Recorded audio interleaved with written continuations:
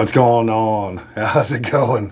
Fuck my life. It's been a while since I got to shoot a video. Been working a shitload of hours, and by the time I'm off a day or so, I'm just not in the mood to do anything but just listen to music or go run around, go fishing or whatever. But anyway, finally got a chance to sit down and make a video, and this one's going to be a response to Mercyful Metal.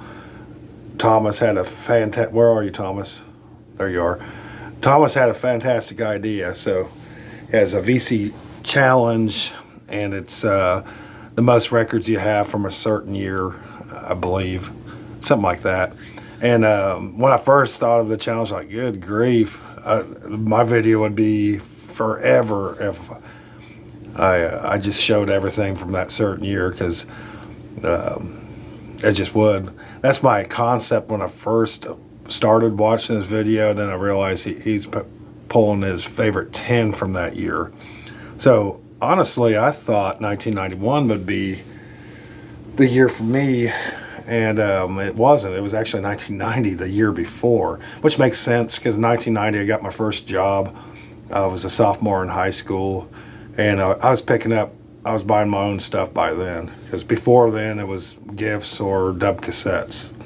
And anyway, I was very selective of what I bought, so a lot of this what I'm going to show is mainstream, but it's the albums that are my favorite from that year. They're all 10 out of 10 albums for me,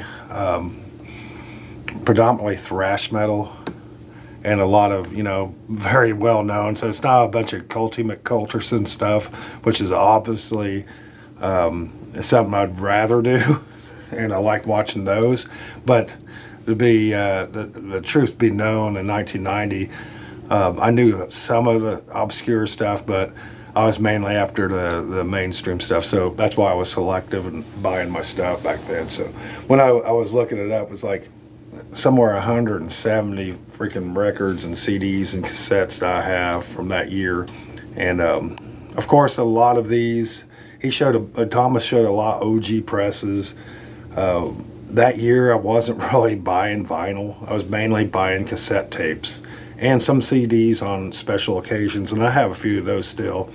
And but there's a couple of things that, of course, if you watch my channel, you know the story, so I won't get into it, but I lost a lot of it, and so I got a lot of reissues here as well. So that's my video on this, my response to Thomas.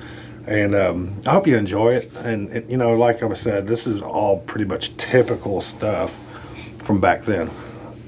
So 1990, I remember it's no in particular order. All these are ties, that being my favorites, I guess, from that year. But one of them was this one, and I'm going to show two. There's only one album here I don't have two copies of. But the rest of them I do. But 1990s, I'm not going to say 1990 a lot, but Testament's Souls of Black.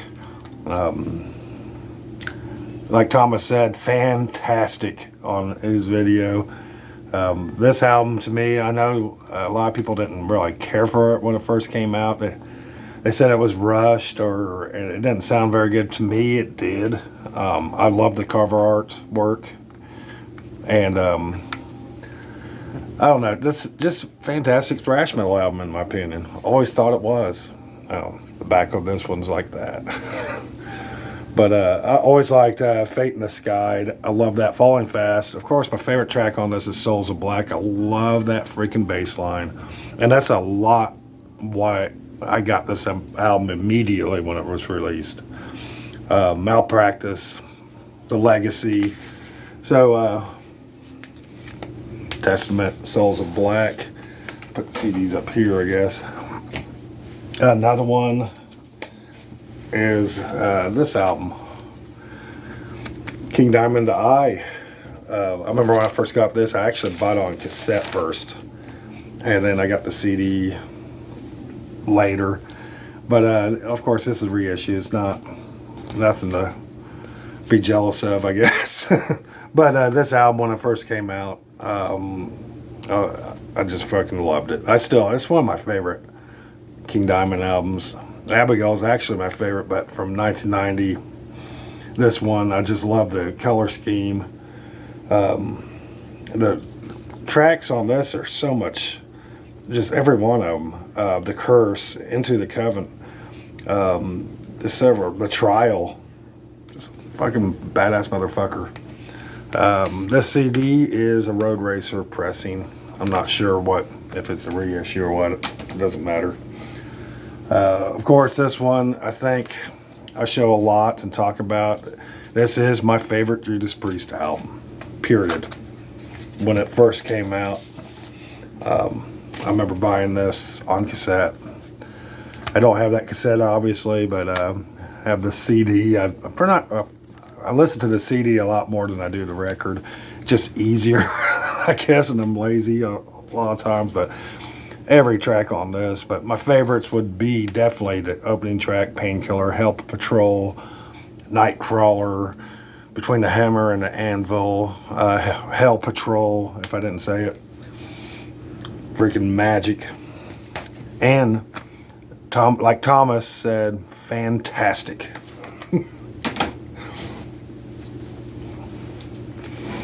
And then Forbidden. This is my favorite Forbidden album, by the way. I like the debut. I can't say it. Debut was fucking killer too.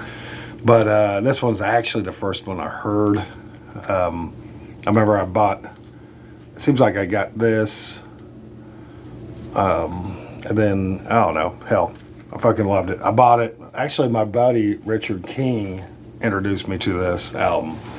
And the opening track, I always like instrumentals and anything acoustic. When it opens up with some acoustic shit, and I fucking loved it. And I love the instrumental Spiral Depression. Favorite tracks is Out of Body, Out of Mind, R.I.P., Tossed Away. Just absolute fucking amazing album. Of course, Slayer, Seasons in the Abyss. This is actually my original cassette. But Seasons in the Abyss, when it came out, I heard the title track, Seasons in the Abyss, on Headbangers Ball. And I couldn't wait till the store opened up so I could get a copy of this. And that very next day after I saw the video, this had been released it would probably been out for like maybe a week or two when I got this copy. And this album, I know some people frown kind of slower. I thought it was fantastic. I love South of Heaven as well. And, Rain and Blood was fucking stellar, but goddamn, the riffs on this one, it has more hooks, and the chorus lines on this one, I think the best chorus lines Slayer ever did is on this album. Favorite tracks on this is War Ensemble, what was that song called? Damn it, I'll think of it in a minute. But Dead Skin Mask, Seasons in the Abyss, Skeletons of Society. I remember I wore this tape out, just rewinding it and playing that song over and over again. Reminds me of high school. All these remind me of high school. This one, I didn't buy a copy of this. Somebody dubbed it on cassette for me. You got to hear this shit, of course. And this is one of those albums that, technically, this is one of the first death metal albums I ever heard. It's one of them. Actually, Obituary is the first death metal band other than Death that I heard. But back then, being isolated in Missouri, it just was heavy ass thrash. Or this one, in this case, was more of a doomy album, I thought. Back then, just slower, more Celtic Frost sounding. And that's why I like this a lot. It just reminded me of Celtic Frost a lot back then.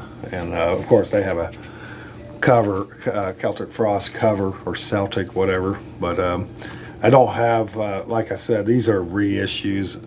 Originally, it was a dub cassette that I heard that on, and it blew my mind. The first Obituary album was Slowly Rewrought. That's the first album I actually heard. But it was on a cassette with, a dub cassette with Overkill, The Years of Decay, my buddy recorded. So, like like I always say in these videos, certain albums I'll play because I listen to them at the same time, and a lot of these are the same thing, same fucking thing.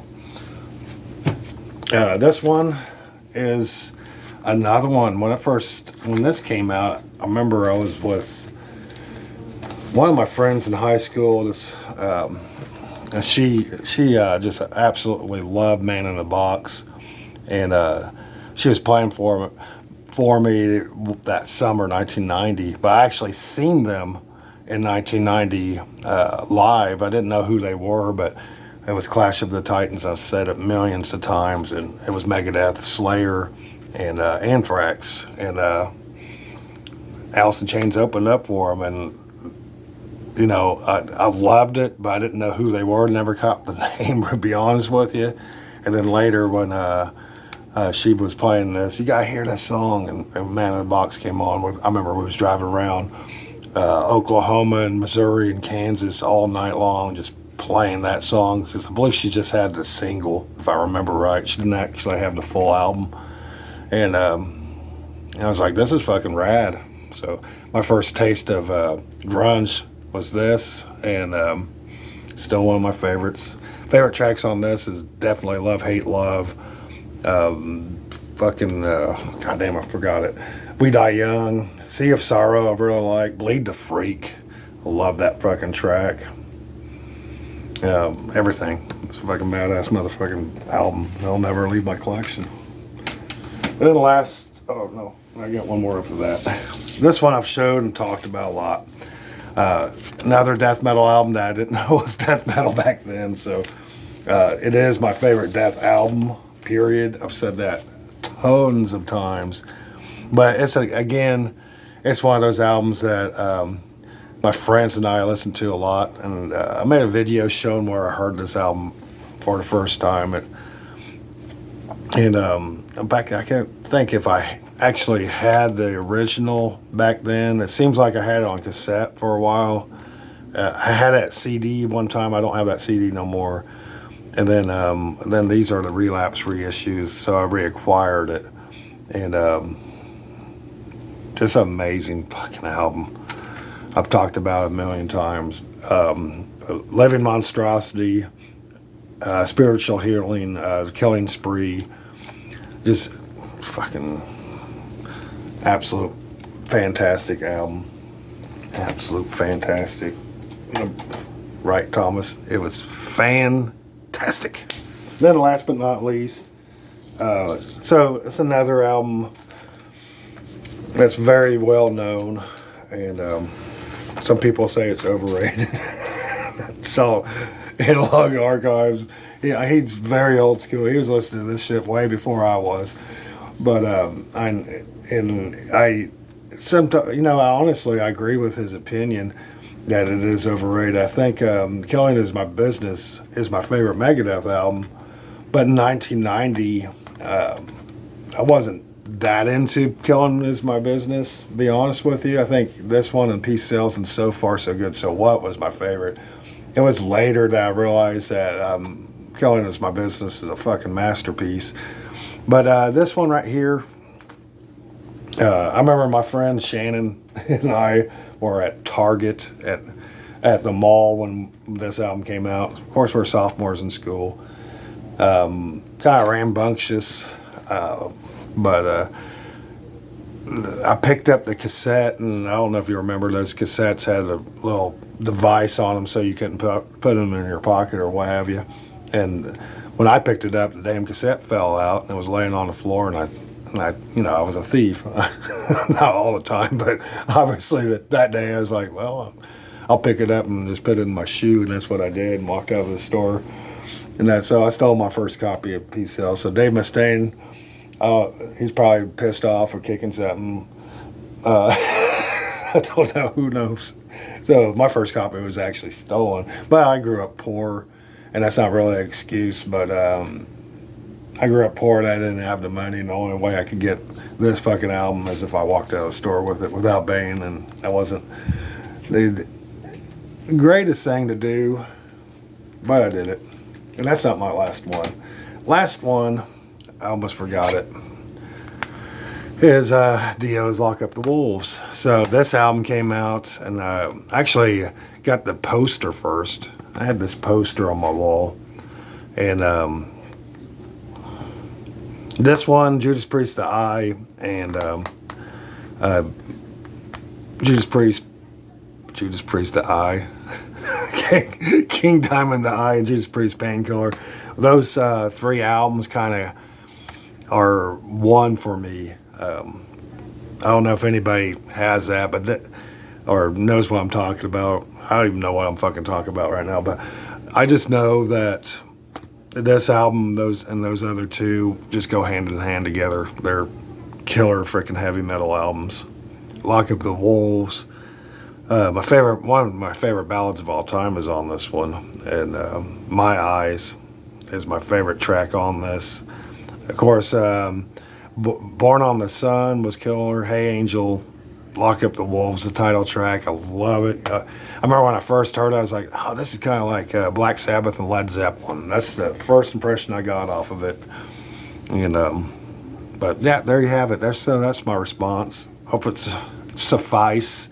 It's not a bunch of OGs, but some of these cassettes are, and well, actually one of the cassettes were, most of the CDs are. But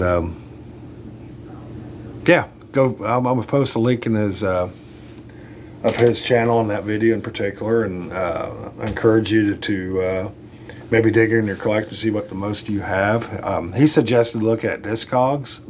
All my stuff is not in Discogs, so I basically went by memory, and then I started. What I did was printed off a sheet off Wikipedia and checked off a bunch of albums I had off of that, and then some of the obscure stuff that wasn't listed on Wikipedia, kind of wrote those down, and then I rewatched Thomas' video. I realized I didn't have to show all of them.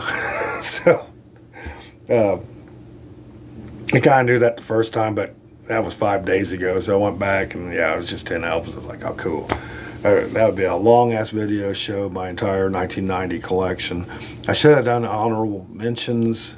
There's several, but to be honest with you, a lot of those honorable mentions I didn't actually hear in 1990. I listened to them in 1991 or 92, and a lot in 93. Like Carnage, Dark Recollections, or Entombed, Left Hand Path, Cannibal Corpse, what's that? So, Eaten Back to Life, or Cancers, To the Gory End. I didn't hear those till later. Some of the thrash bands, like, I'm trying to recite all these. Eccentrics with For Whose Advantage, Exhorter, Slaughter in the Vatican came out in 1990. Morbid Saint with Spectrum of Death. But like I said, all those came out after, or not come out after. I heard them after year 1990, and that's why I based this list on that. Also, what's others? There's so many. I'm trying to think of them. Annihilator, Never Neverland. I actually knew that album back then, and I left it off this because I like these a little bit more. Anthrax, Persistence of Time. The glam stuff would have been Poison's Flesh and Blood, Firehouse debut, Trickster's debut, Steelheart's debut, or self-titled. Who else? Poison's Flesh and Blood, I think I said it. Warrant's Cherry Pie, Spread Eagle, Yngwie Malmsteen's Eclipse. I have a number of stuff. I'm trying to. I wish I could see them. But anyway, I'm just rambling now. So y'all have a great day. I'm going to try and make more videos soon. It's just been kind of a busy time for me. So hopefully you're patient. It seems like you are. Nobody's asking me where the videos are. I don't know if anybody gives a shit anyway. But it is what it is. Anyway, y'all have a good one. Hopefully I see some responses to that. And I need to check out the VC. I have missed a ton of videos because I just literally have no time. Once I get home from work, I pretty much eat dinner, hang out with the wife, or or come and retreat into this room and play a few records. And I wrote a bunch of stuff down for ideas and albums and different things, and shot a couple of private videos for some friends, and there's some good ideas that's coming out of those too. That's pretty cool, especially Jorgen. That's mainly private videos are, and we just kind of show a bunch of stuff that we typically wouldn't show, and also he and I like to smoke cigarettes. The private videos makes it more. I know I smoke a couple cigarettes in there, but on my channel. But anyway, I'm just gonna ramble, and I'm gonna sign off. Y'all have a good one later.